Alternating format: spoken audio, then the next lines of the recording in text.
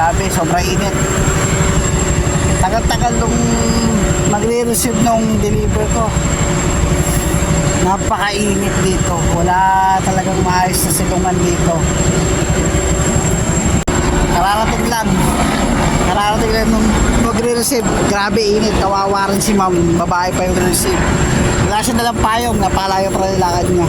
5 minutes pa rin nilakad niya. Kasi itong soler na nasa gilid lang kami ng building ng soler. Pero yung pinaka lobby niya, pinaka entrance doon. Siguro may 1 kilometro pa.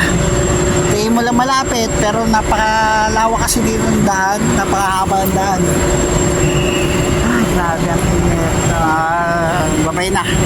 Wait lang, share ko lang.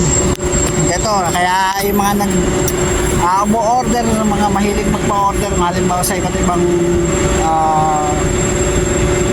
nagpapadeliver, isipin yung maging concerned din kayo sa mga rider na katulad ko. Medyo mainit po, pinili namin trabaho ito, pero sana rin, konting tulong kahit pa nakalok ng tubig para maupusan yung init ng mga rider. So sige, bye bye. Ay, buti na lang, dito na ako sa parking. Medyo malilom na rito, pero yung nga kagaya sabi ko kanina, mainit, sobrang mainit pag-deliver. Nangihinahin pa naman ako sa kutis ko ngayon, no? Mangingitim ako. So yun lang.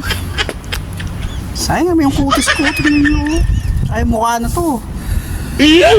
So basta maging mabait, maging supportahan natin yung mga delivery rider para hindi ma-shots lamin at ganun, hindi ma-apektan yung balat kaya ko. Sige, bye bye.